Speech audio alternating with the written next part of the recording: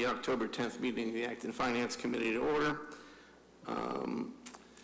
We'll go through the first item on the agenda pretty quickly, and that's public participation. Seeing no member of the public here, we'll skip over that. The next item is an update from the Acton Boxborough School District, but I noticed two of the principal people are not here yet, so we can go on. We do have some minutes from our last meeting. Christine, have we got more comments? Any more comments? They changed slightly. Changed slightly. All right, I'll entertain a motion. Second. All in favor? Aye. Against? All right, minutes of the last meeting are approved as amended.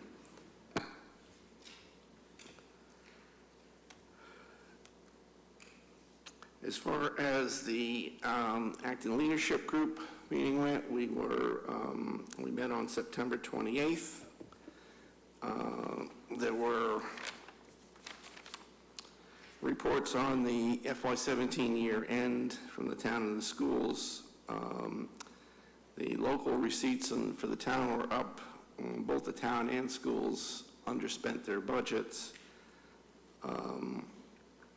Free cash was estimated by that famous prognosticator, Steve Barrett, is between 3.2 and 3.5 at the meeting, and as you all saw, came in at 3.8. So don't trust the number that Steve Barrett gives you, unless you check it twice. Add 10%. Just add 10%. E&D was certified at $4.8 million, and I believe that's the regional total. So if you're keeping track of Acton's piece, it would be 85% of that, roughly. We went over changes to the ALG spreadsheet. The cover sheet of that is behind your agenda. It now incorporates all of the changes that we're discussing at the time of the ALG meeting. It is not updated for anything that we have discussed, so it still includes the entire 910,000 of untaxed levy capacity. We then discussed the Minuteman capital project and the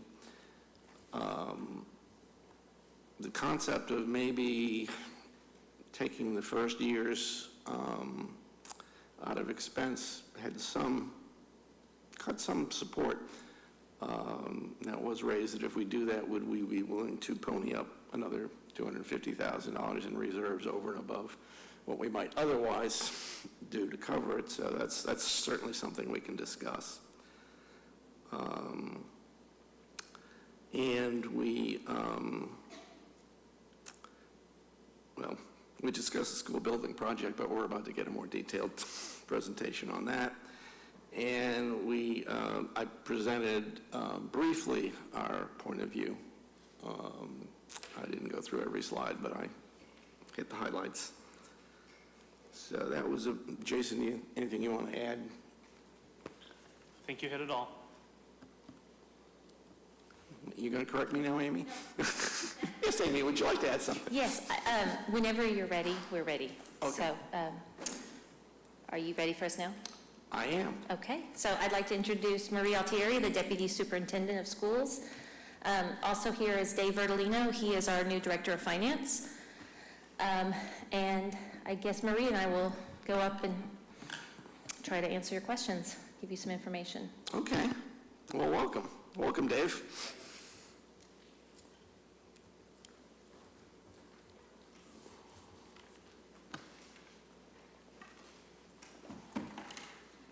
We brought copies of the presentation. Oh, good.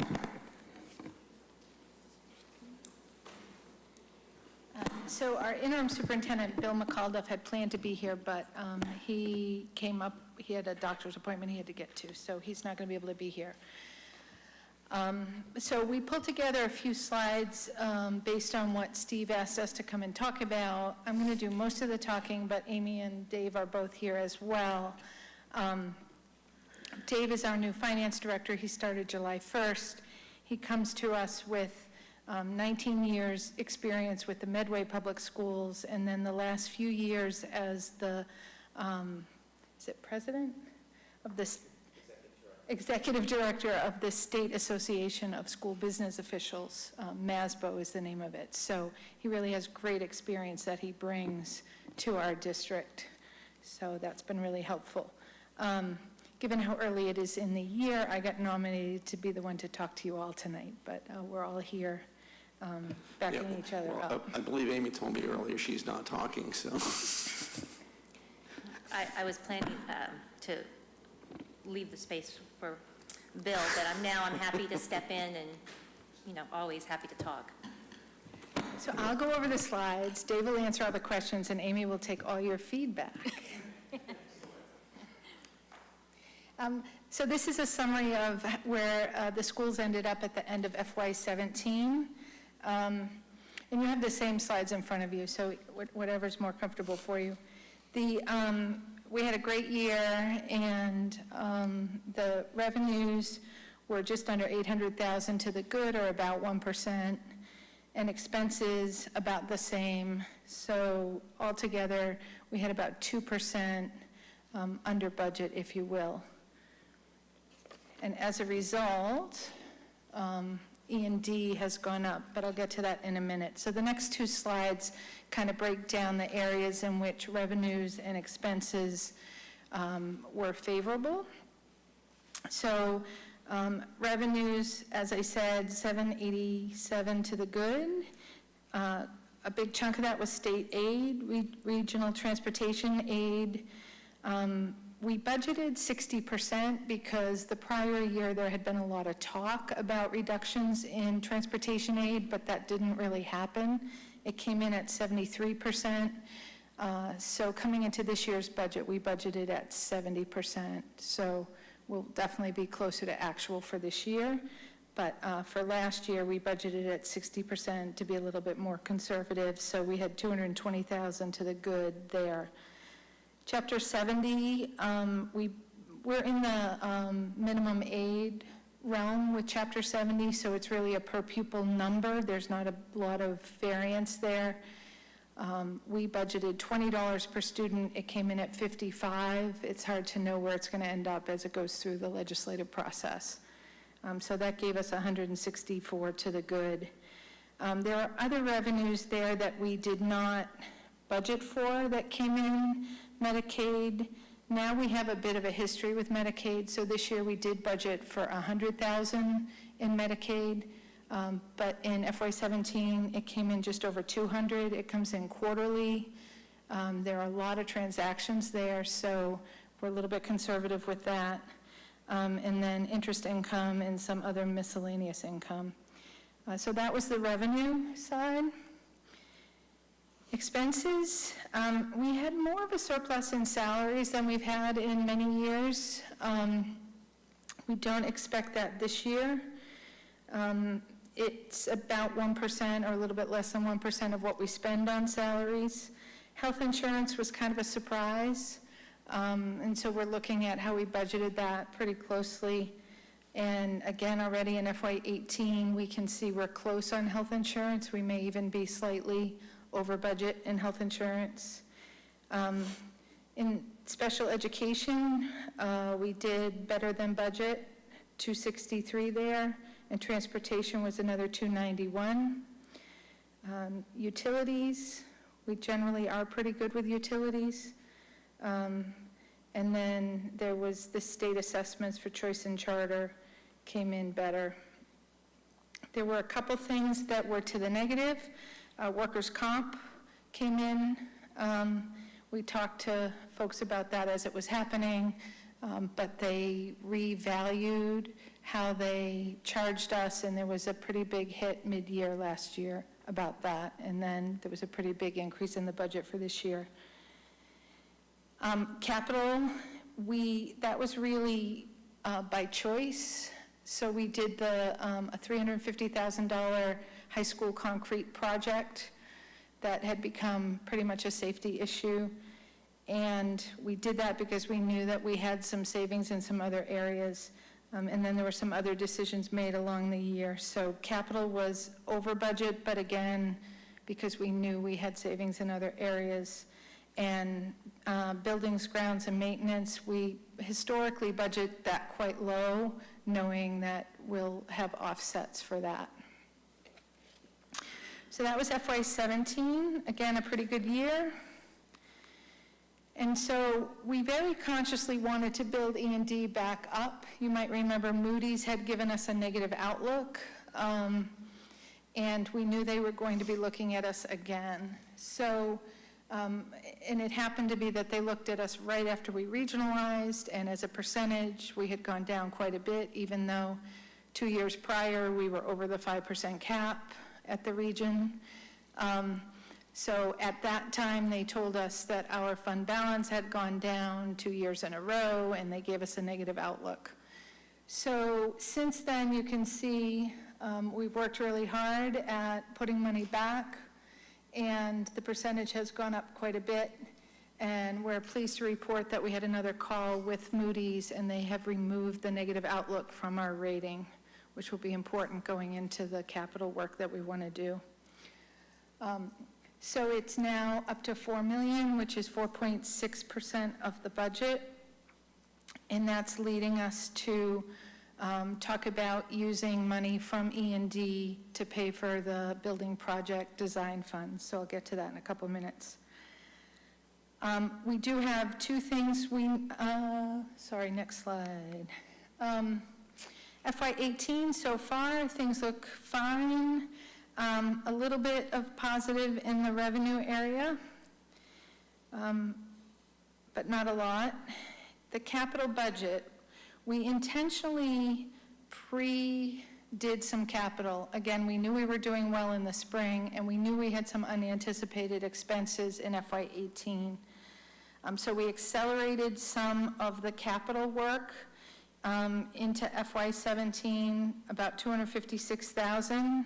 And we knew, and Leary Field came in better than the project estimates by about $100,000.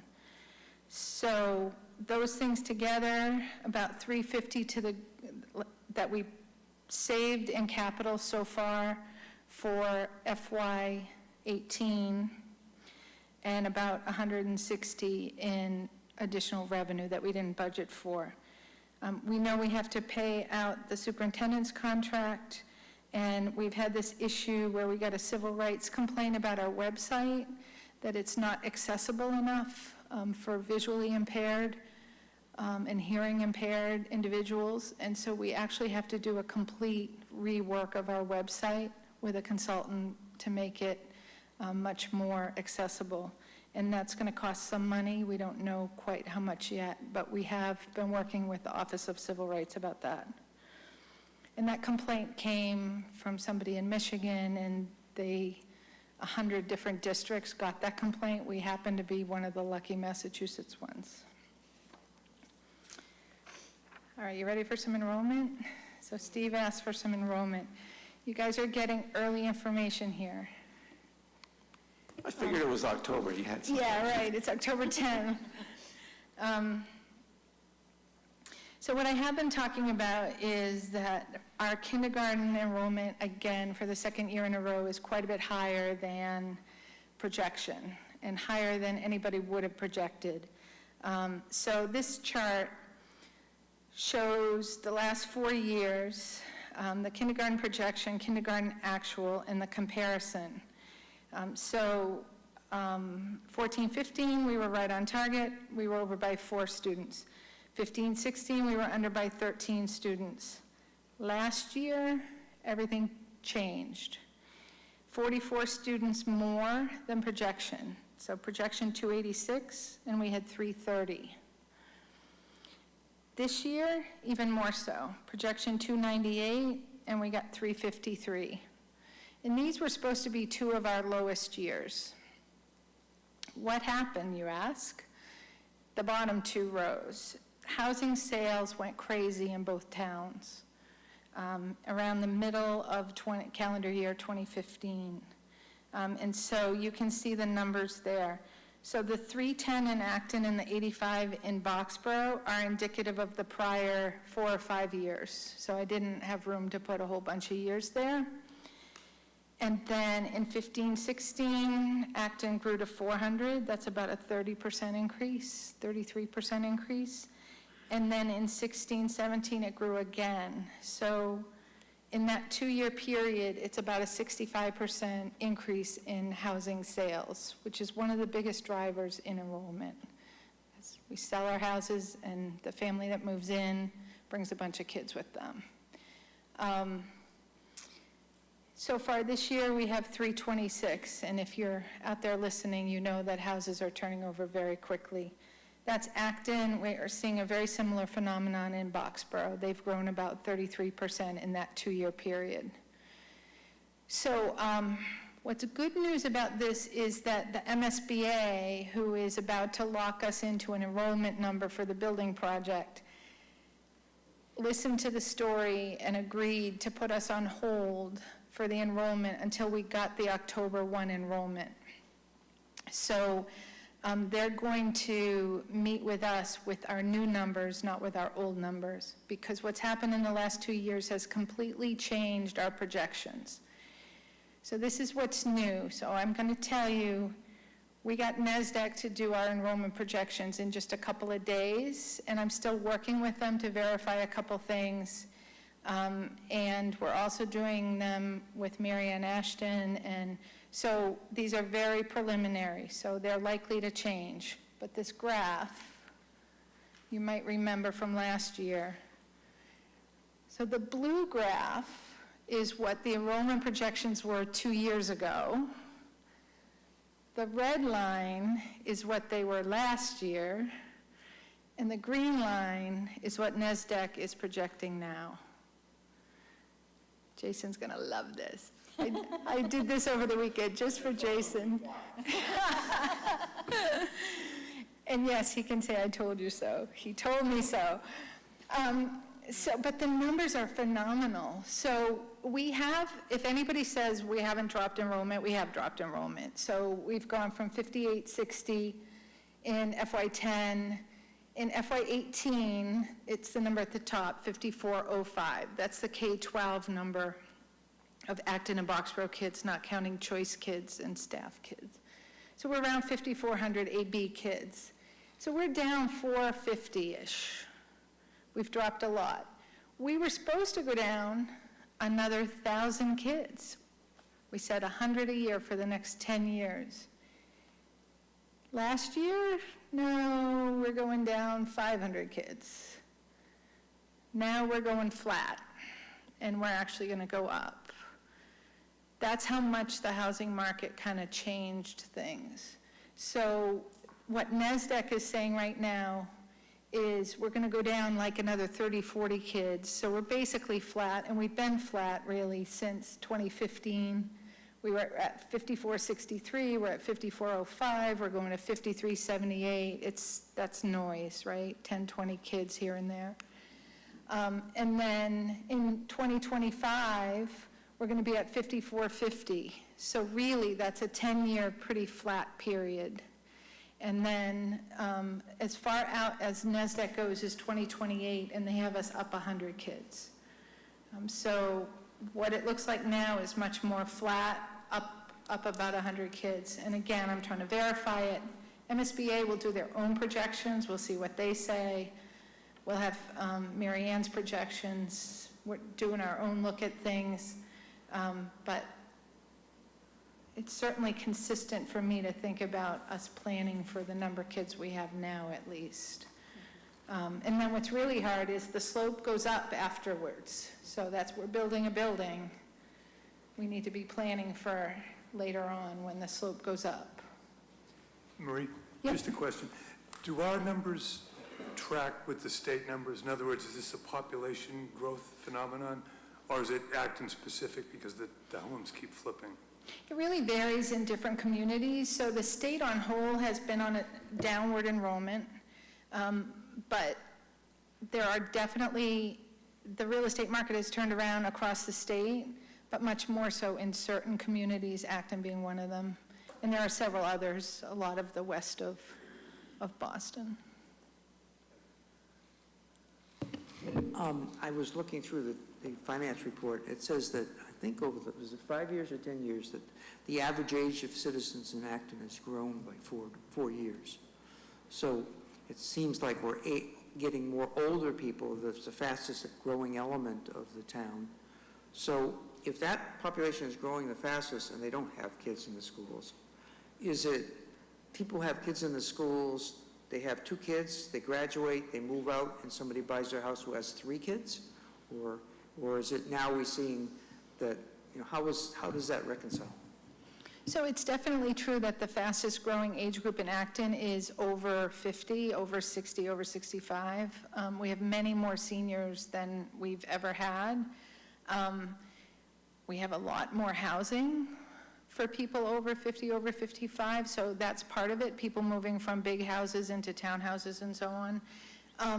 The percentage of citizens that are kids has gone down, and we're still down 450 kids from 7 years ago. So that's all true.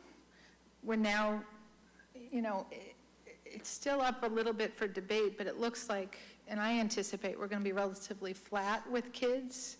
It may be that we go up a little bit more, so we may be closer to the lowest enrollment than we thought we were. But the seniors are definitely growing, right? There might be others around the table who know more than I do. Bob, you had a question?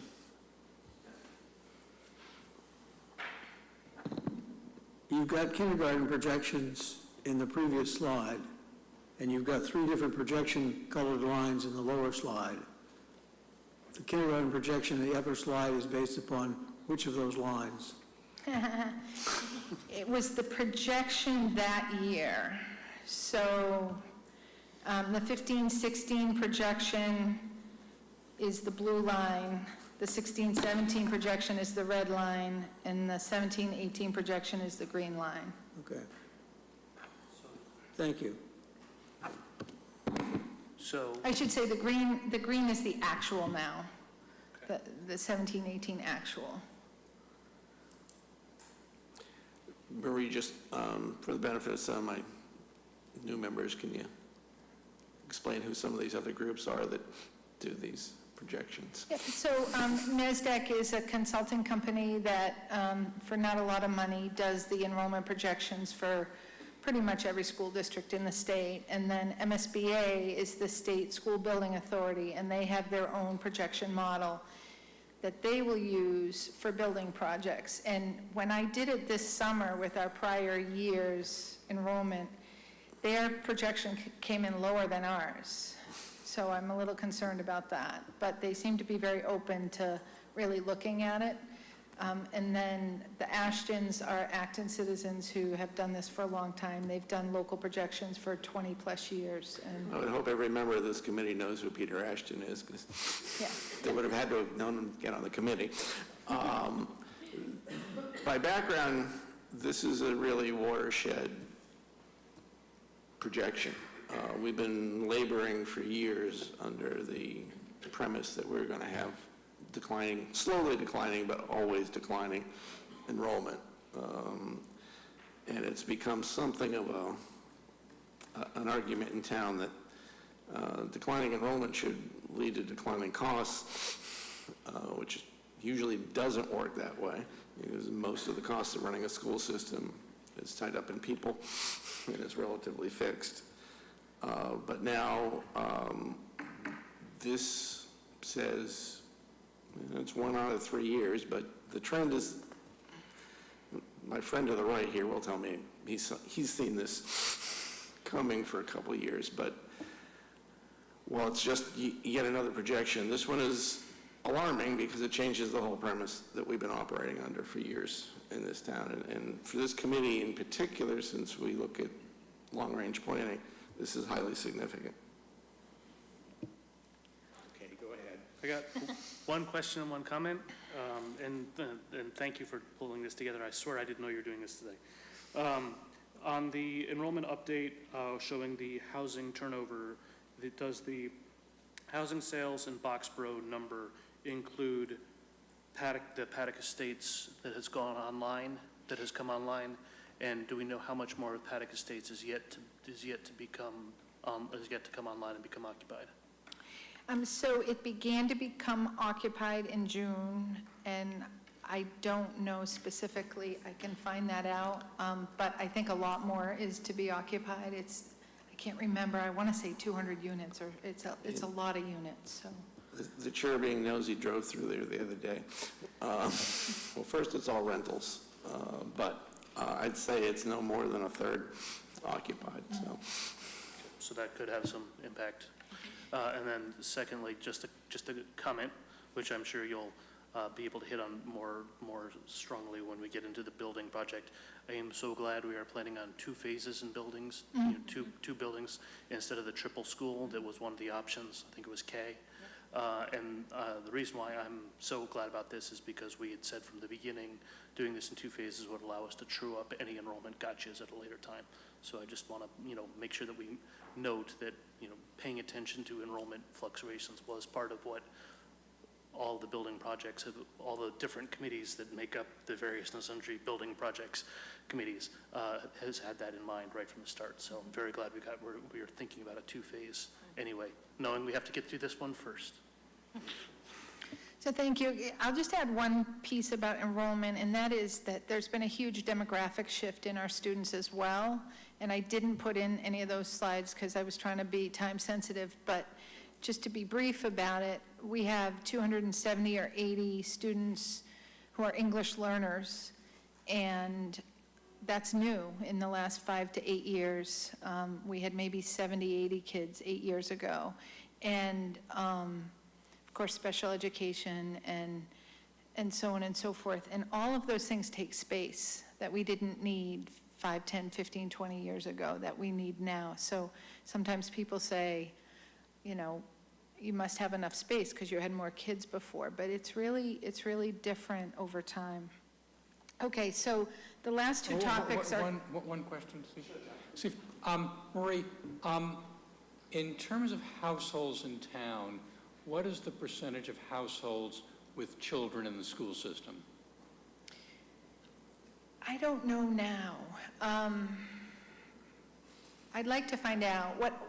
What I remember is 12 or so years ago, 23% of the people in Acton were in school, K-12 school, 23%, and that was one of 23% of the population. Of the population, not households. Mm-hmm. And that was one of the highest in the state. I'm sure that percentage is down, but I don't know what it is, and it's hard to come up with without it being the every 10-year census. Okay. So we could check with Eva and see, and I don't, household versus people, but it would be an interesting percentage to come up with. Well, thank you.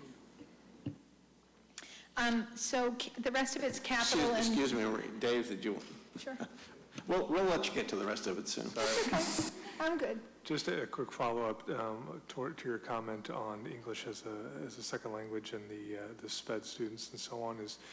Are there any just faster growing groups of student populations that you think could demand more resources? I mean, that's something that we generally stay keenly aware of just because obviously the financial impact and so on and so forth. But is there anything, just looking at the numbers in the last couple of years, you think that stands out? I know you mentioned those groups, but I'd be curious if there was any numbers you could put around that. English learners is the biggest, and it's growing rapidly every year. And our low-income families is the other really fast-growing group. And we've gone from 2% to 4% to 6 to 10. I think we're 10 now across the district, and we have a school that's 15. And it's changing very quickly, and so that means how we deliver instruction and what we're doing for our kids really is different than it was before. We have some classrooms where half the students don't speak English. Got it. Thank you. Okay, you remember this picture? So we've been talking about short, medium, and long-term capital.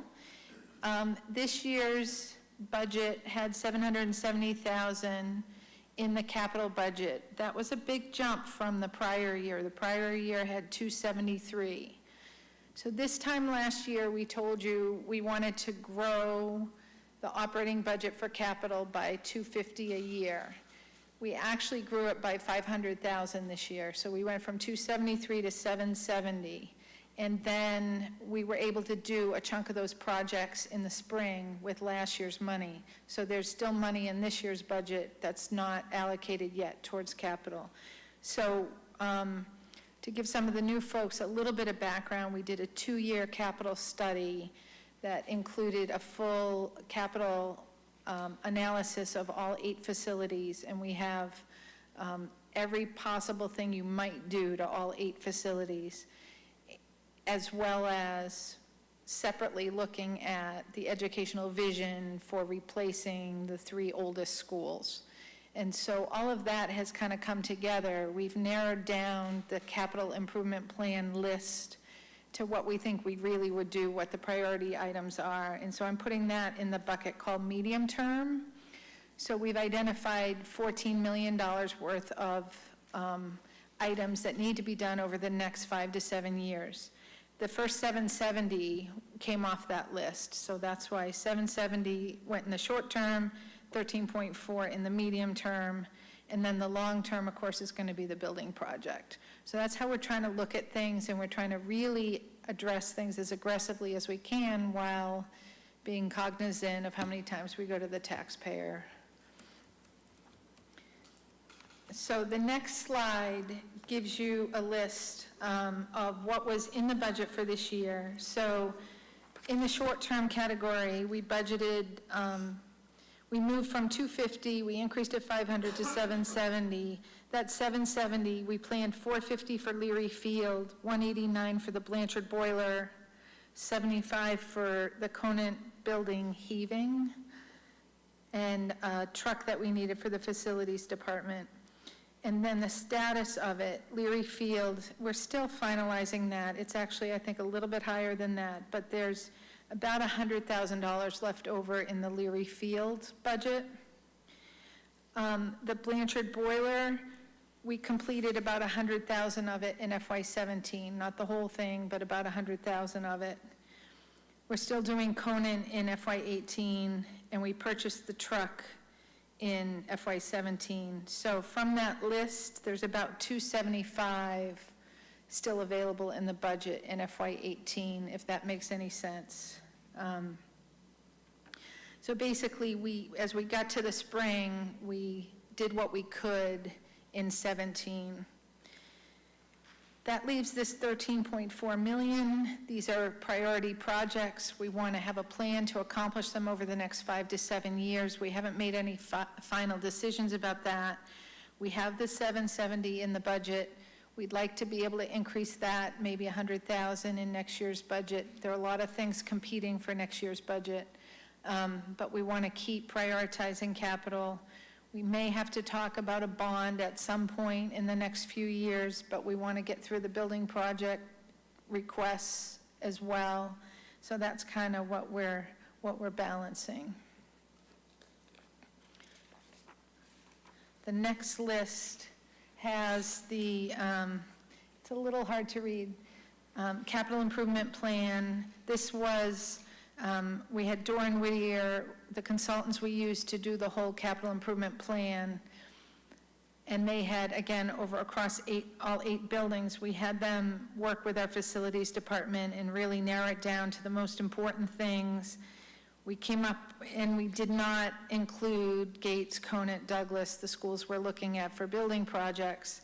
And so there's a critical, high need, energy efficiency, and a total. So this is the $14 million number. The 740 at the top was accomplished in this year's budget. It's 740, not 770, because the truck we bought was not off the capital, the CIP list, the capital improvement list. That was a different kind of capital need. So This is giving you sort of the categories it fits into. And we're going to continue to work with the school committee to further develop the plan for how we're going to address the remaining $13.5 million. But at a minimum, we've got the 770, and we'd like to keep increasing that gradually and potentially ask for some kind of bond for a portion of it, some combination of those two things over the next 5 to 7 years.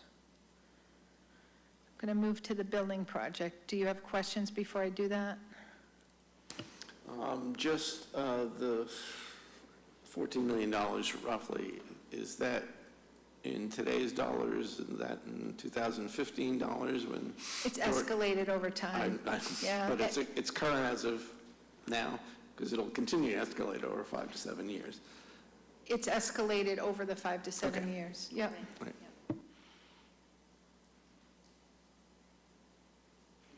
Yep, okay. All right, so we made a lot of progress towards the plans for a building project. Again, we had this 2-year study with a consultant, Doran Whittier, and we had 3 full-day visioning sessions with 80 folks, teachers, administrators, parents, community members, and we really looked at all the possible options, and we had 15 options, then we had 7 options, then we had 2 options, and now we really have honed in on what we think is the preferred option.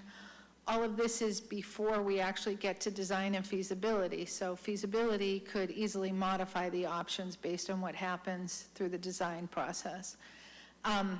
We were very lucky that the state accepted us in our first round request as part of their reimbursement program. And there were 87 applicants that year, and 17 were accepted, and we were one of them. And Douglas was the priority school that we listed. So we submitted statements of interest for Douglas, Gates, and Conant. And Douglas, we made our priority project. They came out, they toured it, and we sold it. And they believed it was one of the top priorities in the state, one of the 17 of the 87 that applied. And many of those had been back time and time again for requests. They have approved us for 45.3% reimbursement for the first phase of the project. So that's the feasibility study. They will relook at that number when we get to the project phase. So what we do in December is we ask for the money to do the design of the building. And we're estimating we're going to ask for $1.3 million. That's based on looking at lots of projects across the state, and the advice that it's very important that you do a thorough feasibility study, because once you're done with that, you lock in the cost of the project that the state will reimburse. And this happened a little bit with our prior projects. If you then drill and find ledge and find out it's going to cost another $1 million, the state's not going to give you more money, so that $1 million will be on you. So the advice is you're better off doing a thorough feasibility study. If you don't need the full $1.3 million, you can roll that into the building project. But if you fall short, you could shortchange the information you have by which you lock in the price of the project. So we're estimating $1.3 million. MSBA will reimburse, that's the state agency, 45.3%, which is $590,000. That leaves the school district responsible for $710,000. We are, the school committee voted to take that $710,000 out of E&D, which is the district's reserve fund. And so that's what we're going to town meetings in December for approval for, to use our reserve fund 710 for the feasibility study. Mike? Yeah, I was just wondering if you have like a professional project management firm lined up, or? So what happens, once you get approval, you hire an owner's project manager and the architect, and the state is involved with us in that decision. for both of those things. And so there are owner's project manager, OPM, and you have to hire somebody who's going to be the project manager throughout the whole project. Because I think the way the project is moving, very shortly, you're going to need those resources to start making some decisions or guide some of those decisions, because they could have especially when you talked about site issues and even where places on the site and so on. So hopefully we'll get a good one. Agreed. So the project itself will be, the recommended idea is a twin school. And go ahead. Back on the using E&D, if you use that money, you'll be closer to 4% or even below 4%. Is that going to be a problem relative to the rating agencies? Do you want to answer that, or you want me to? I'll answer it. Well, they were pushing 5% before, and that's the absolute upper limit on E&D, so no, 4% wouldn't be a problem. So we were pretty comfortable at 2.7 million. We're up to 4 million, so I think we're feeling okay about that, and it's a one-time use of money. And the actual motion, you have to approve the full 1.3 million, but we know that we are approved for the reimbursement for the 45%. So the preferred option is a twin school, and the most likely site is the Gates property. It would be built next to the current Gates school. We're looking at treating the Douglas and Gates property as a single campus, and we're hoping to build a better sort of walkway between them so that there can be some parking and some play space on the Douglas side, and then some parking and the school on the Gates side. The school, we believe the school can be built while Gates is still in session. Once the school is complete, Douglas can be torn down and Gates can be torn down for parking and play space. So the number of kids there would be the same number of kids that are there today in Douglas and Gates. They would just all be on the Gates side of that part of the campus. The preschool, we currently have preschool students in the administration building on the school campus, which is even older than Douglas and Gates. And so we want to build classrooms for the preschool students also as part of this building. That will make that space reimbursable. It's not counted in our enrollment. And those kids will have access to the two schools or to one of the schools for things like art and music and phys ed and so on. So that became the preferred option. For a while we were talking about a kindergarten center. We've taken that off the table. People were kind of split about it. And so Gates would move into one side, Douglas would move into the other side, pretty much intact the way they are now. If the Gates property doesn't prove to be the best site, we'll look at Conant, the Conant site, and we'll probably look a little bit at Conant anyway, just to make sure we've picked the best site for a twin school. And you might say, why a twin school? The MSBA, the state will give us reimbursement somewhere in this 40 to 45%, maybe even a little more range for one project at a time. We have 3 schools that are about 50 years old, 50 plus years old. So by doing 2 in one facility, we're getting reimbursement for 2 schools up front. So it's really a practical matter. It's a way to get it done for 2 of the schools sooner, and then Conant would be 6, 7, 8 years from now, we'd be thinking about renovating Conant. We'd have a much better idea where we are with enrollment and how much space we need and all of that. So that's the plan as of right now. It's interesting, our new interim superintendent has been through building projects in other districts, and he believes we're way further along than most districts are when they get to MSBA, because we've done all this pre-work and we have a full master plan and so on. So hopefully that's going to help the project go smoothly.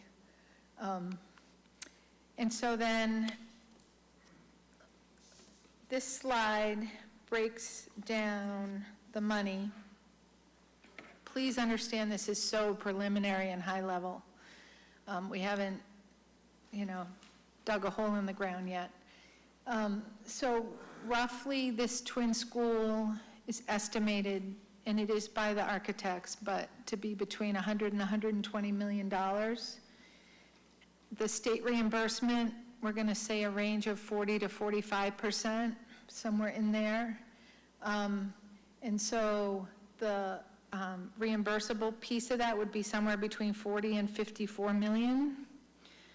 That leaves the Acton-Boxborough share of that between 55 million and 72 million. Again, these are ranges of estimates, so please take them for what they are. And then we break that out, Acton and Boxborough, just to give us a very high-level rough range, okay? All right, so the Acton cost, the range is 45 to 60 million. So keep that in mind. Yep. Is what percentage of Douglas Gate schools are from Boxborough? Douglas Gate students?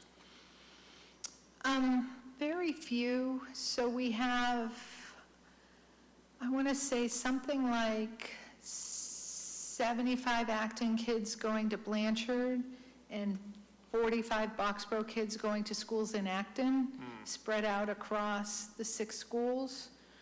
I think Douglas and Gates had fewer seats, 5 schools, thanks, than some of the other schools had. So I have it on a separate chart. I could look it up.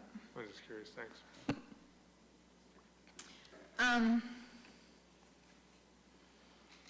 The timeline is on the next slide. So December 4th town meeting, if that's approved.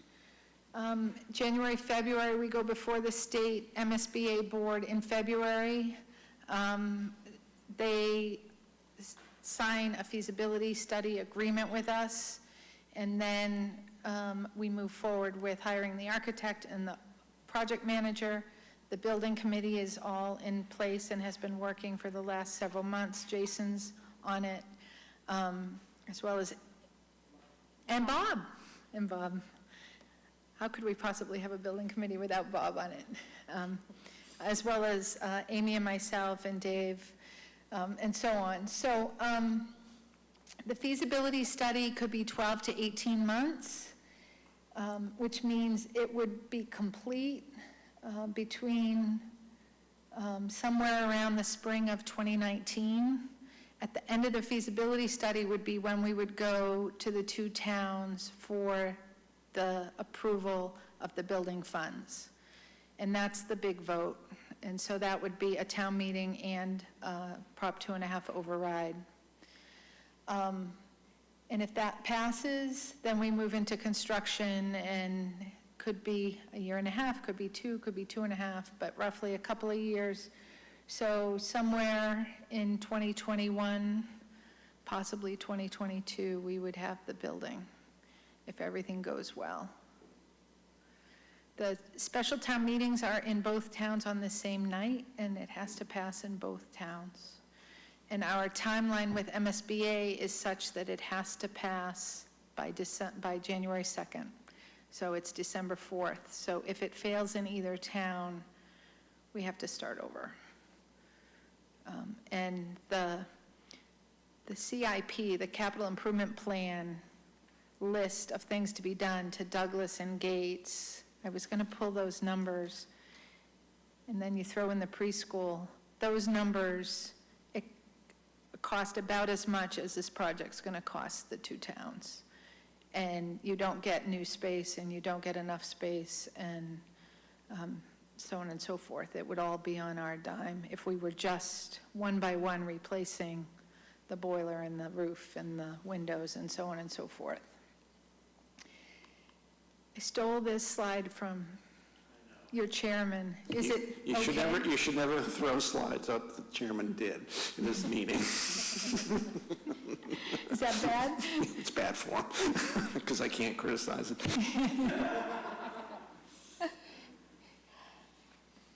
So, this is, the town of Acton debt is the blue and the regional debt is the red. And so back to the range of 45 to 60 million would be the Acton share of this project. Interestingly, it would come online, we'd be paying short-term interest in 2021, 2022, maybe 2020. And then you roll the short-term bonds into a long-term bond, and that would be probably 2023 or so. Let's say it's 50 million over 25 years plus interest. So in 2023, you'll see that that double bar chart will have already come down about 2 million a year. So very, again, rough, high-level numbers. But when you add this project in, and I know there are also town projects, you end up sort of back where we are right now, maybe a little bit higher in the debt area. And it won't be long after that that there's a pretty precipitous drop in the debt in 2026.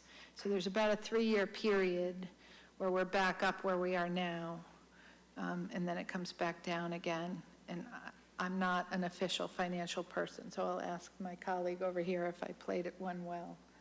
Did I do all right? I think you did. Short-term, long-term, interest, all of that.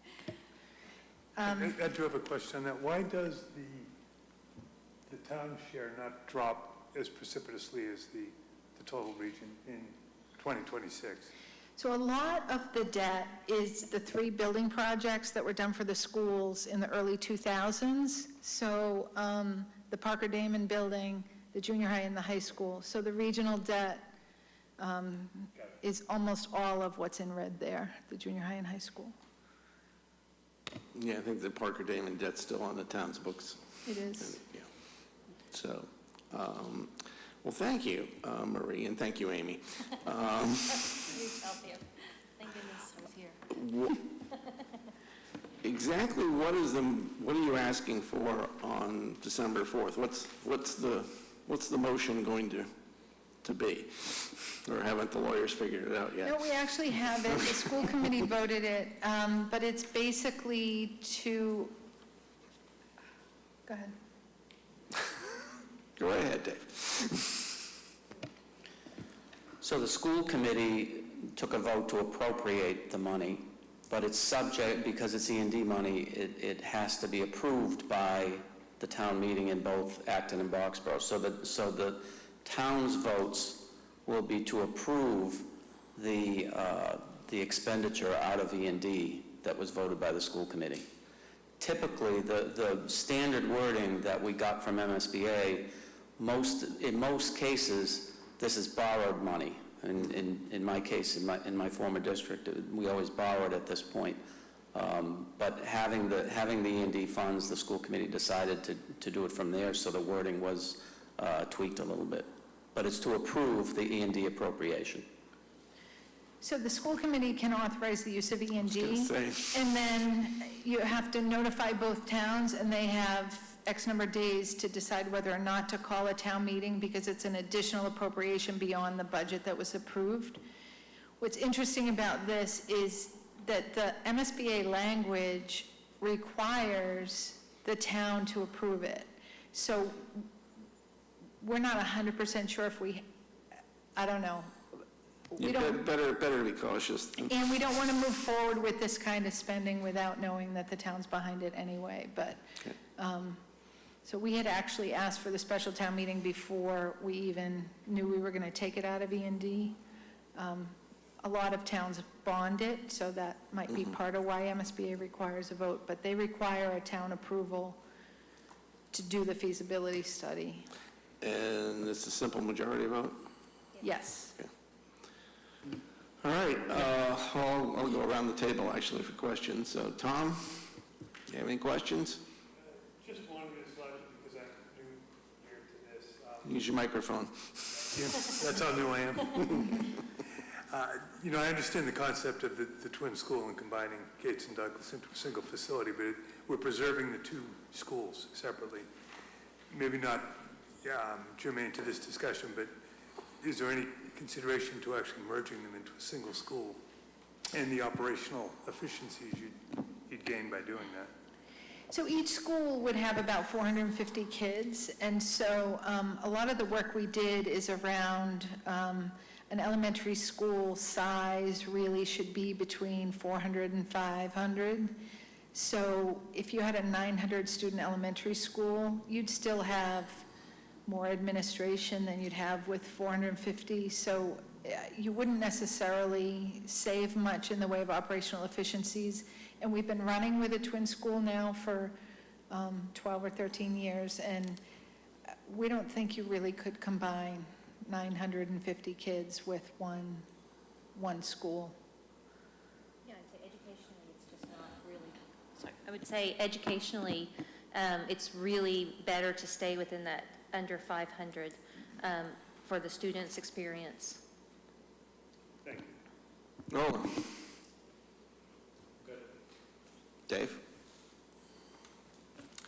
Yeah, just to follow on the enrollment in the Douglas Gates and the Boxborough I was just curious, and maybe it's a question more for Amy, just being on the school committees, but, if there's a $14 million capital request over the next 5 to 7 years for these other improvement plans, and then, $100 to $120 million school requests, and then potentially on the tail end of that, the Conant updates or upgrades or whatever you foresee there.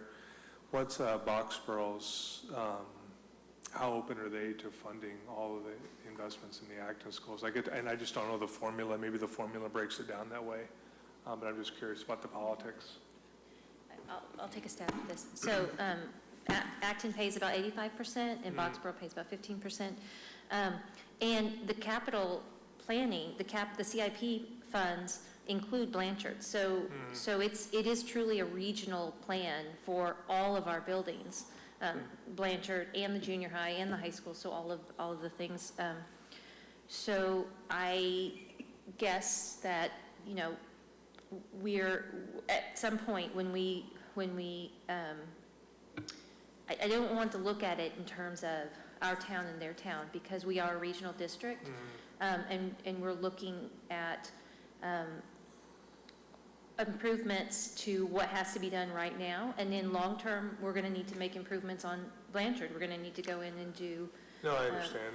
I guess my question was more presumably when they came up with the formula, whether it's 85-15 or however it's said, is they knew Douglas Gates and Conant were 50-plus-year-old schools, and that Blanchard, I forget the number, is 20 or 30 years, or it's relatively newer, and that they wouldn't have needs for a long time. So all the costs would be front-loaded to Acton's town, but then would be proportionally dispersed with Acton, with Boxborough paying 15% or whatever it is of, and then the 10 to 12 million versus capital improvements versus Conant and all these other add-ons. And it's more, does that formula change as how the investments are made? And I understand we're a regional school district, we're all one, and so on and so forth, but if you go to the Boxborough town meeting and you say, oh, we want to do this feasibility study for Acton schools, and then we want 10 to 12 million for Acton schools, even though we're part of the same school district, could they potentially have an issue with that?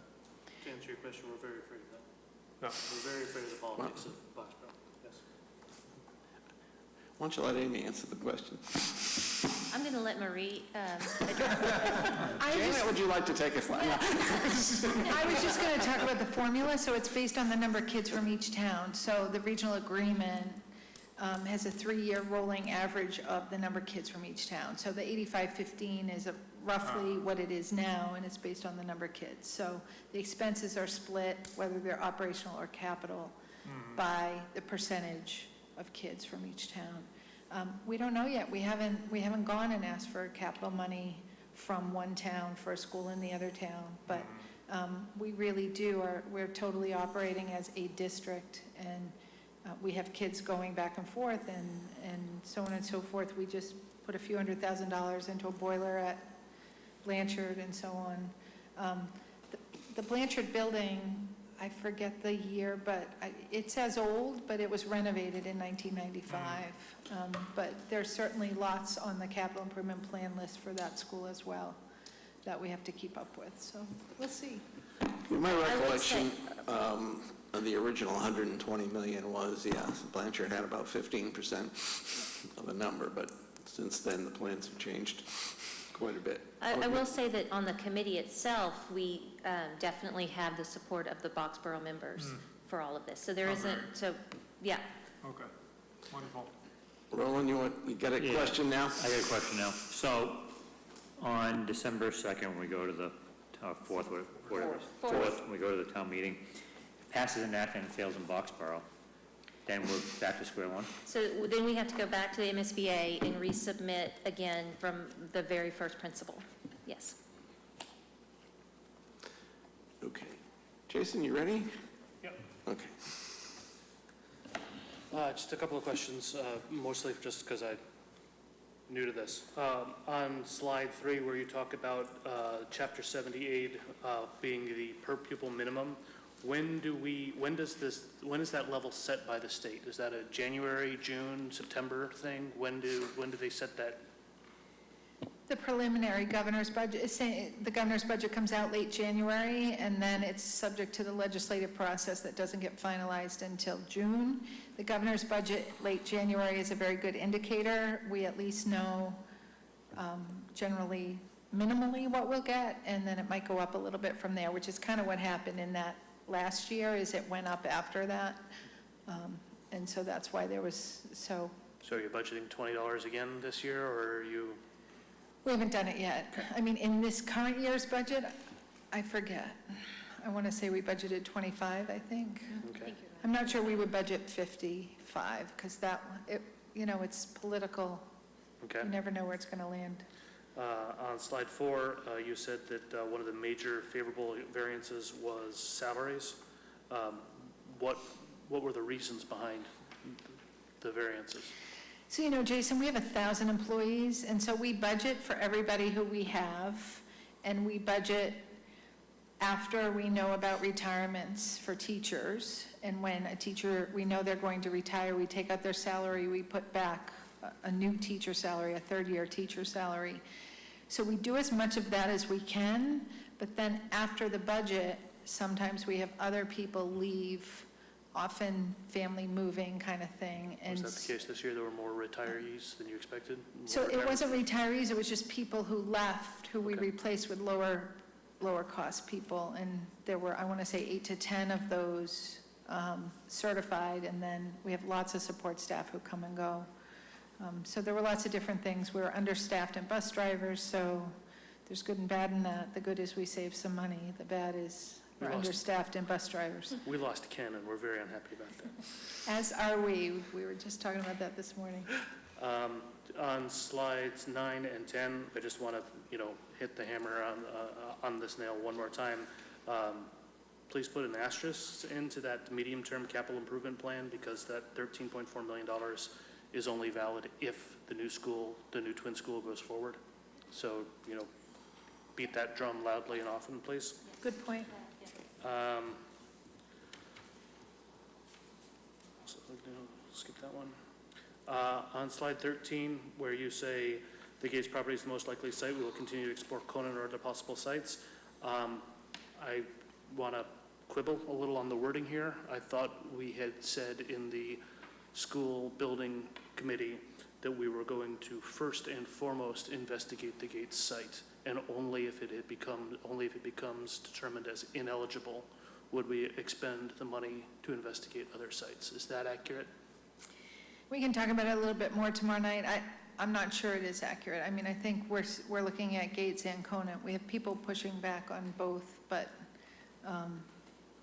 let's talk about it at building committee, because it's not That's It's not different up than to last me. time I was there.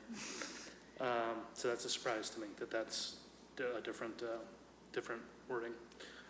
You had said also on slide 13, it's not on the slide, but you had mentioned it during the conversation there, that the population would be the same. The new twin school would have the same population as the kids currently on the campus. I don't think that's actually completely accurate, because I you're said going, roughly, but it's Go ahead. going to be higher for two reasons, right? One, Gates is a 3-2-3-2-3-2 segment, and we're going to 3-3-3-3-3, and you're adding the pre-K kids there as well. I just want to make sure that we're very clear that the enrollment number for that campus is going to be somewhat higher than it currently is. I don't want to be accused of hiding that fact. Do you agree with that statement? I mean, we're estimating 960 for the new building, and we're at about 960 right now. So it's a matter of, the class sizes might be a little bit smaller, and Okay, I have to double check what you're saying. okay. I But hear we what are you're trying to saying. do 3 segments Yep. per grade, Yep. per school, which is a change from what's currently on that campus, correct? Correct. Okay. I'm done. Thank you very much. Mike? I think I'm good. Okay. Mike's good. Christine? I just have a question about some of your capital planning, because your medium term is over the next 5 to 7 years. What's your short term? Is that 1 to 4, or is that all happening faster than that? The annual budget, so each year. Yeah. So do you have anything between the short term and your 5 to 7 year projects? So we'll be moving stuff from our medium term into the short term. So each Okay. year, we want to handle 750 to $1 million a year in the short-term bucket. So it's almost accurate to say that sometime in the next 2 to 7 years, you're going to accomplish the stuff in your midterm? That's fair. Yep. Okay. All right, thank you. Thanks for coming to our meeting. Yeah. You've been hanging in there late. Yes. John? Yes, Amy, not to be tribal or parochial, but what efforts are... Wait a minute. Please don't leave me now. She runs away. Oh, Marie, do you have to go? What efforts are being made by your, or expected to be made by your Boxborough School Committee colleagues to sell the feasibility study to the Boxborough community? Well, so we have been so first of all, the chair of our committee is a Boxborough community member. It's Mary Brolin. The chair of the building committee, the school building committee, is Mary Brolin from Boxborough. All of our outreach is, I don't have the actual list of when but we have outreaches planned. Boxborough members are just as involved with that as Acton members are. We have a lot of support from a former school committee member who's on the Board of Selectmen, Maria Nealand, and she is the liaison with the school board, the school building committee. Don't leave me. No, it's okay. No, really. Won't be hard. No, no. We are doing as much outreach in Boxborough as we are in Acton. We're focused on both communities. Just as we would if we were doing a building project at Blanchard, we would do just as much outreach in Acton as in Boxborough. But you understand it's in electoral politics, it's what they call GOTV, get out the vote. Yes, absolutely. So you can do the outreach, but you've really got to bring people to that town meeting. Absolutely. As we've got to do here. Yes, Who are yes, committed. yes. And I could see here you have a natural base in the Douglas and Gates communities. I'm not sure where the base is there to spend money we're very aware of that we have a bigger challenge in Boxborough to get this passed. Absolutely. And that has been part of our school building committee meeting, it's been part of our discussions. We've had our regular school committee meetings, this has been part of the discussion. So we're definitely focused, and as I said earlier, we have the full support of our Boxborough members to do this. So they're out there actually reaching out to people that they know. So we have, all of our outreach is going to be directed in both towns, and I wish we had a flyer. Yeah, I wish I had a flyer to go over that lists out all the dates of the different. We have an outreach at the Sargent Library. We have an outreach to the Boxborough Council on Aging. To I'm trying to think. There's going to be a information night at Blanchard. So yes, we're aware of it. Is the sense that, the Boxborough community will vote in support of building schools in Acton? I don't think we have a good sense of that. I mean, because we haven't had our information nights and we haven't had our community meetings. I don't think I can kind of say that outright. I can tell you that we have the support of the school committee members, and we'll go in and we'll go out and see what we get from the towns when we start our outreach, which starts next October 17th is our first information night outreach, and that's at the Douglas School at 7 p.m. Okay, well, thank you very much. Yes. Jeff? Thank you very much. This was a great presentation and very informative. I'm just wondering, I always think of weird scenarios, but if the town of Acton is fully constructed and we're getting more seniors and the number of students kind of is pretty much stabilizing in this town, where are people going to go for an excellent Acton-Boxborough education? And the prices of housing is going up out of sight in Acton. Is it possible that Boxborough is going to be the growth rate in the next 15 years and explode with more housing and more students? And if that's the case, is this 85-15? You said it was a 3-year rolling average. So in 15 years, could it be 25% that Boxborough we're going to be paying if in fact the real growth in students comes from that area? Do you think that might happen? And is it cumulative? So in other words, even though the bond is 10 years into the bond, who pays for it can change. Is that? In other words, the percentage change year to year. Yeah. So over time, the assessment will shift based on enrollment to whichever town increases or decreases. We're doing the enrollment projections separately by town as well. I don't have those yet. With the new numbers, the projection has not been what you're saying, for it to grow like that. But it is going to be growing back. So we'll see. I wouldn't anticipate 25%. I think it was at the highest maybe 18%. I was just commenting, seeing when he said 200 apartments are coming online. That's a pretty big, Yep. And I don't see anything. And Acton has the same thing happening. Bob? Sorry. I think we were 80-20, I think, at the highest, I think.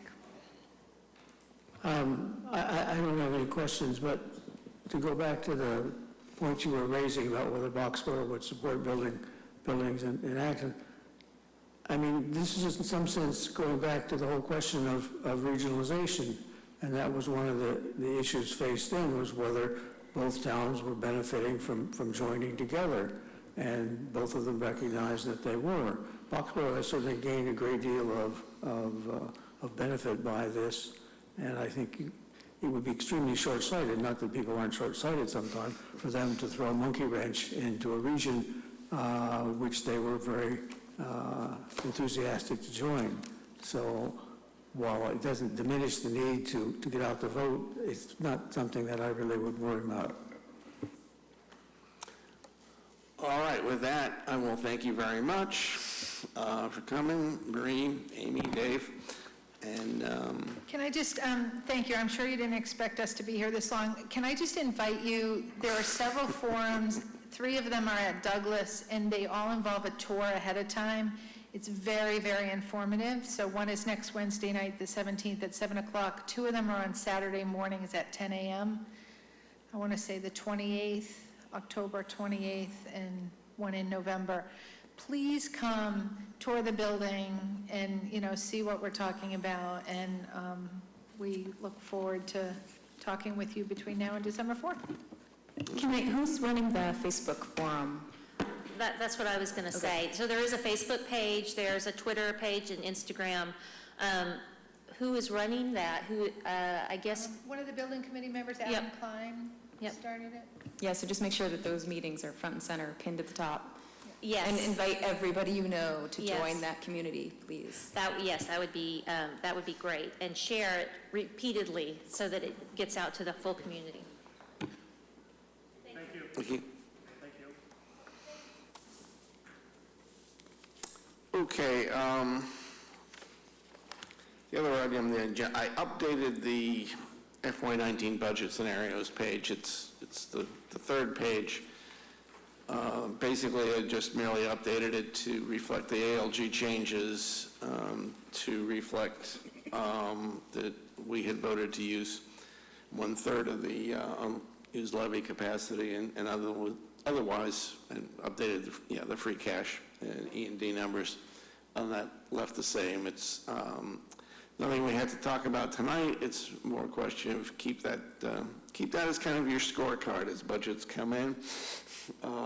You'll be able to see where we stand and where we may have to go with reserves. That was the only point I really wanted to make, but I wanted to make sure you all had the most current information. With that, committee reports? Any? Roland?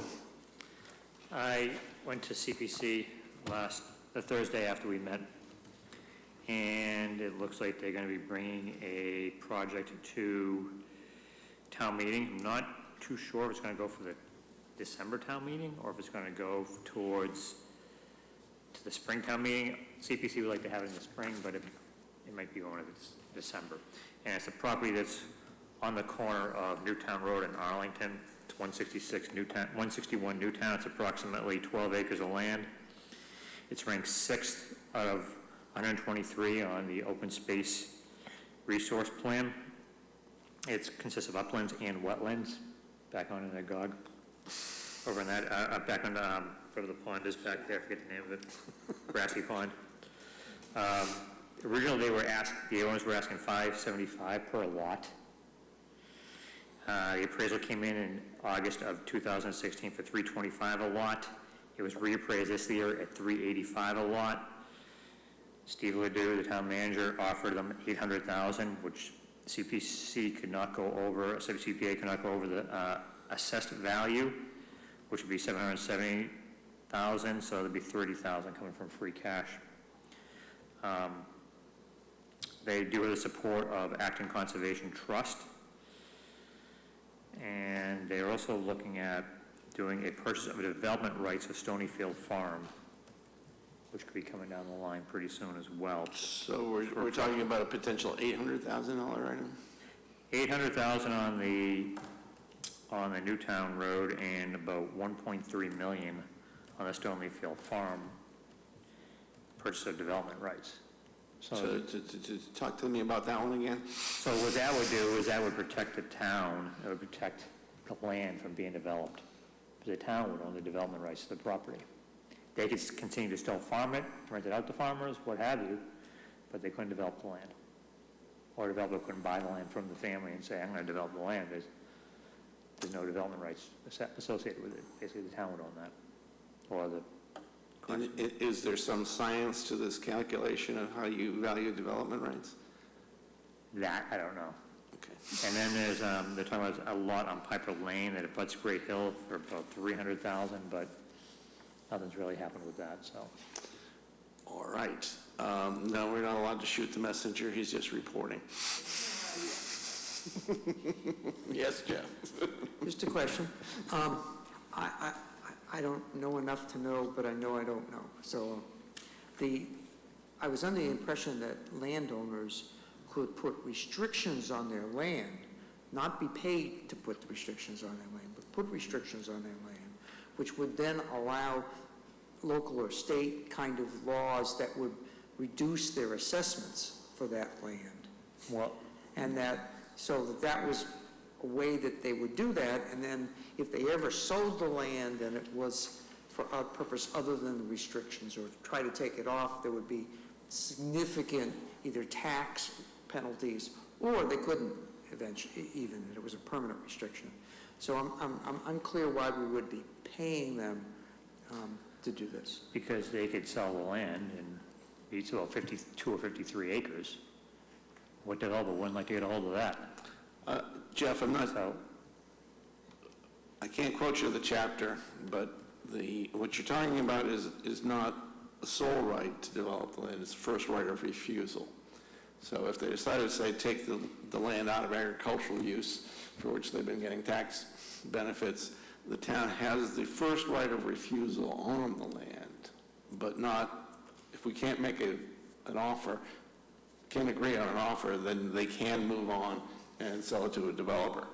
Okay, but wasn't there some recouping that you get from the years that they didn't, I mean, I thought there was I some. think there is some sort of a clawback Yeah, provision, okay. but But, no, I wasn't saying that we shouldn't put that restriction on and pay for it, but I'm just saying. You have to it's check with not a open rule. space on that one. They can tell you more than I could. okay, other committee reports. John? I don't have anything further on Kelly's, but we took a visit over to the new senior center, and if you haven't seen it... Did you get a flu shot? 'Cause I Did you did. get a flu shot? No, they welcomed us in, but they did an excellent job on the building there. Why it probably took longer than expected is they changed the access to it. When you see it from the street, it looks like it's a one-story building, but it's really a two-story building with a lower floor built in.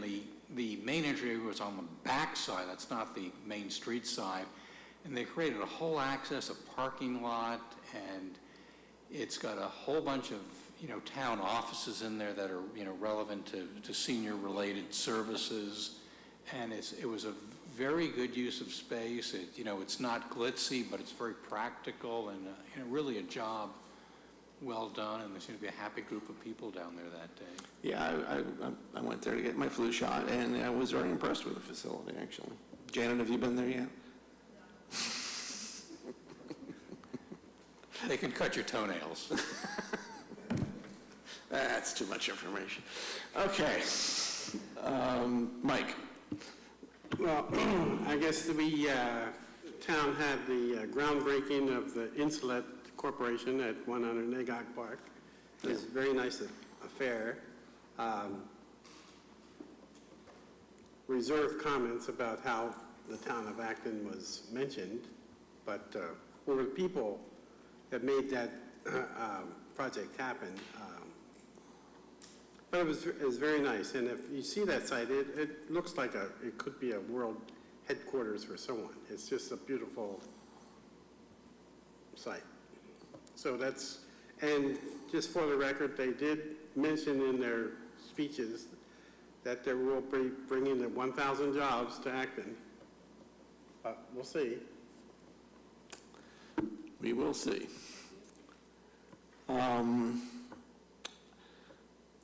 All right, well, school committee?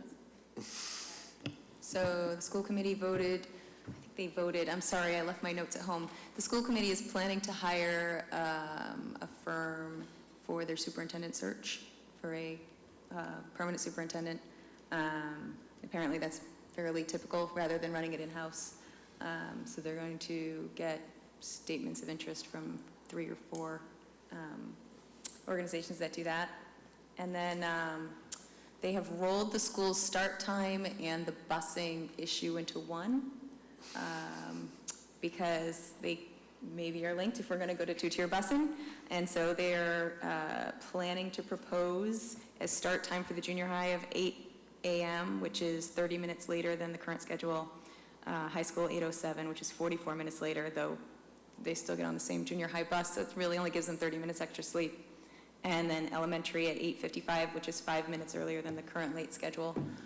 They'll need 11 additional buses and drivers, and they are planning to take the initial funds for that out of their E&D as well, because we don't get a kickback from the state until we've already paid for it for a year. And then there'll be a budget increase of around $186,000 in FY18 and $180-something thousand in FY19, and that would get us up to paying for the new busing schedule, which they will test run over February break to see how that all would work out. Was that a first read or was that a final vote? It was not a That is what they are planning to bring to town meeting, but I don't remember if there was a vote. I'm sorry. But that's their plan. Yeah, earlier in the year, they talked about it. The issue with E&D is you get reimbursed for regional transportation, but only a year in arrears. So if they're going to do it, they have to front the money the first year, and then it'll start kicking in after that.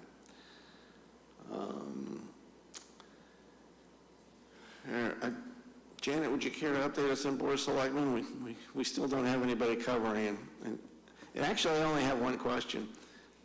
How many articles will be on the warrant for the special town meeting, and when might we know what they are?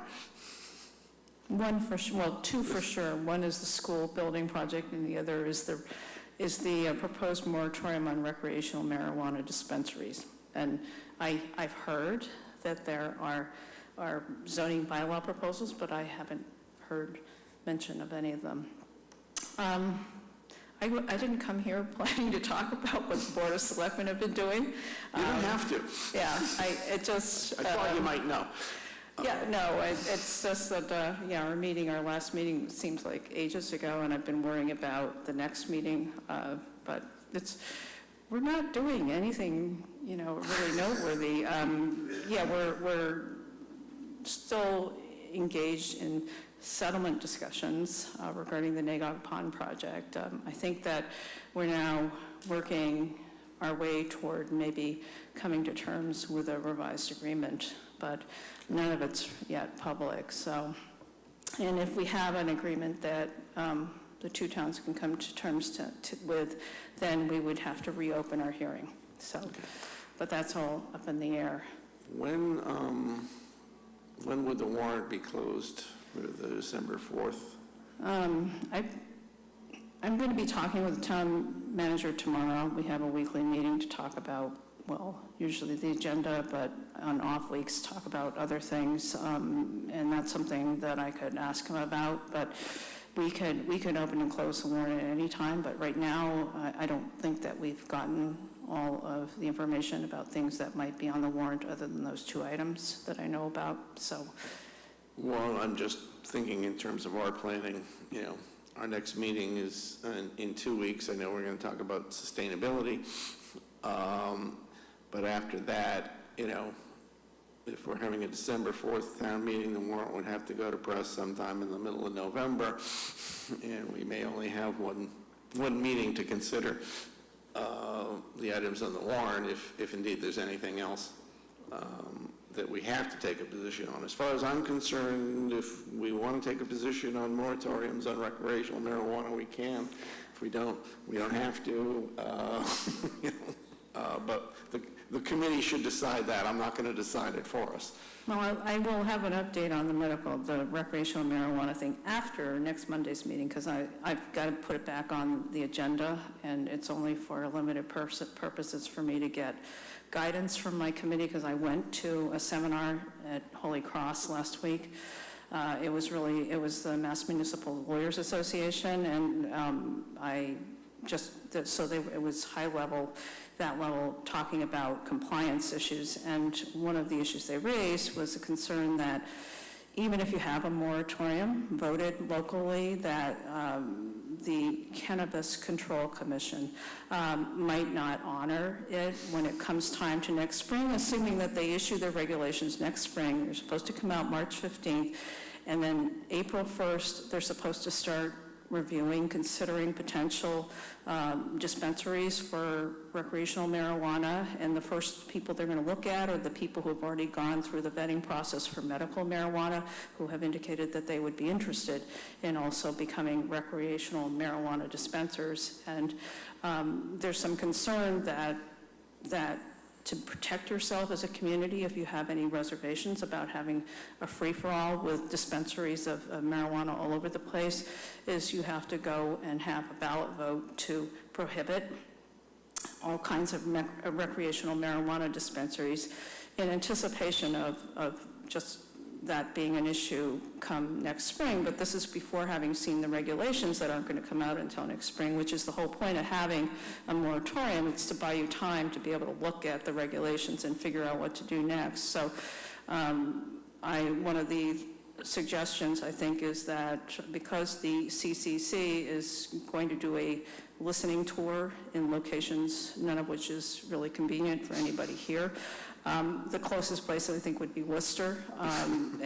It means that they're going to accept comments from people, written comments from committees, people about the issue, and so I think that I'm going to suggest that our board submit some comments about this whole moratorium issue. Don't penalize towns. Honor the moratorium. The Attorney General's office is advising people, don't make it interminable. You have to limit the length of your moratorium. Otherwise, it's not enforceable. But if you have a reasonable moratorium that the AG's office has signed off on, then I think it should be honored. And you should assume that communities will do the right thing and not just sort of use it as a way to buy time and without doing anything. So there will be an update, and I don't know what will happen, and we may have to do, depending on what my committee thinks we should do, we may have something else to do besides just vote on the moratorium, but I'm kind of hoping not. I'm hoping that we can kind of end up with that for now, so. But we haven't, I can't think of anything really that interesting that we've been doing. I'm drawing a complete blank on the last meeting, unfortunately, so you didn't miss anything by not going to the meeting. And I know that isn't what you want me to do. You want me to sort of drum up interest in it. I know. Well, but you know, we do have an audience. I constantly run into... Bigger audience than we do. Well, I run into people, all kinds of places who know me. I don't know them, but they say, oh, yes, we watch you on TV at home. And I thought, oh my gosh. You know, so we really do have to pay attention to how we look and how we talk, because people actually are paying attention, so anyhow. John, you want to give an update on Town Manager Search Committee? Microphone. We're moving along with our process. It's a wonderful group of 9 very dedicated individuals. We'll use a search firm on a very limited basis, not to conduct a full A to Z search where they take it over. What we were most concerned with is the potential applicant pool. Much like in superintendent searches, the next generation of town managers is far less than what has been there in the past. We have met with 3 search firms. We've spoken with Steve Ledoux. No real reason other than there's just younger people are not being attracted to municipal government service, so you don't have a pipeline.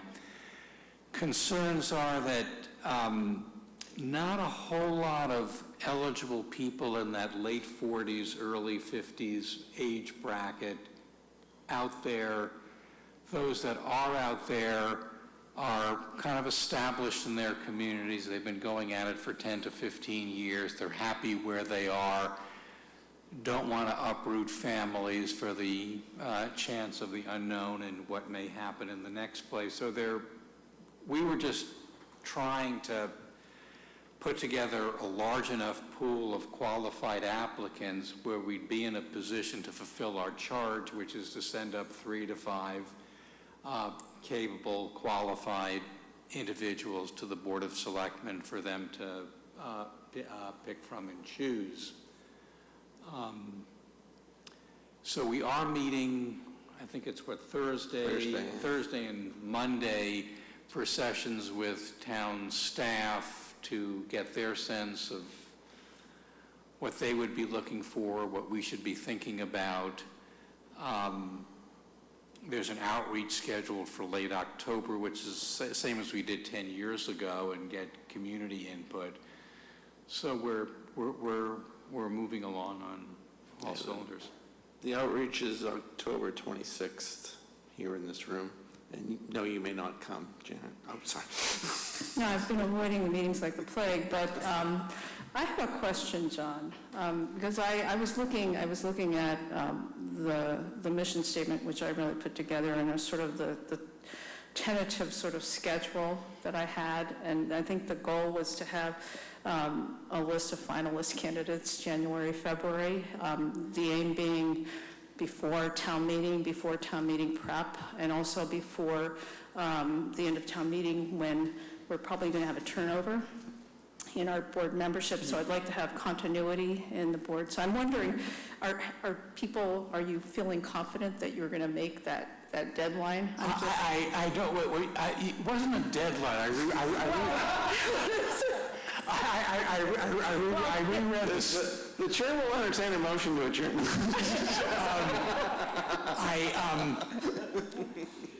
It was called the committee's goal would be to submit their finalists, their 3 to 5, no later than January. I don't want to comment any further as to meeting that timeline. No, I acknowledge. John will be speaking out of school. Our chair was supposed to communicate with you on the deadline. Okay. Well, I just said I had acknowledged that January was ambitious, especially because, I mean, we got the committee together with people named and all that in July, and I knew that August would be kind of a bad month for any work to be done, but, we're being worked pretty hard. I'm really quite serious when, I say that we're really hoping to see the finalists early in the new year, because it will be very, very difficult. We have a lot of stuff going on, and who knows what else will have popped up. I mean, we've had recreational marijuana, and then we have Nagog Pond, and there might be another disaster that will befall us, aside from having to pick out the town manager. But, we need to have somebody in place. Otherwise, we're going to have to go on a sort of a fallback. I don't know, hiring an interim town manager or something like that, which I would really like to avoid doing. But no, I'm really very, very grateful to all of you. Everybody on the committee came very well recommended by, well, it was really the selectmen who pulled names together. I went through and I figured out who had a lot of endorsements from people on our board. So I'm confident that you are going to do a fine job, and it's going to be on time. Thank you. Other than that, I will say that if things come to mind about the school building project or anything you hear tonight over the next couple of weeks, don't be afraid to send me an email. If you have a question, I'll ask for more information. In our point of view, when we presented it at ALG, there were some obvious issues with capital slides that hadn't really been updated. The schools pointed out they had more recent information, as they did tonight. So we may be making some changes to our point of view slides. If so, we'll inform you what changes we make and make sure everybody's on board. I only bring it up because if we're asked to present it before the next meeting, it may not be exactly what was approved, but you'll know before it's presented what changes have been made, and they would tend to be factual changes as opposed to anything else. So with that, I will entertain a motion to adjourn. Mr. Chairman, I move that the meeting be adjourned. Is there a second? Second.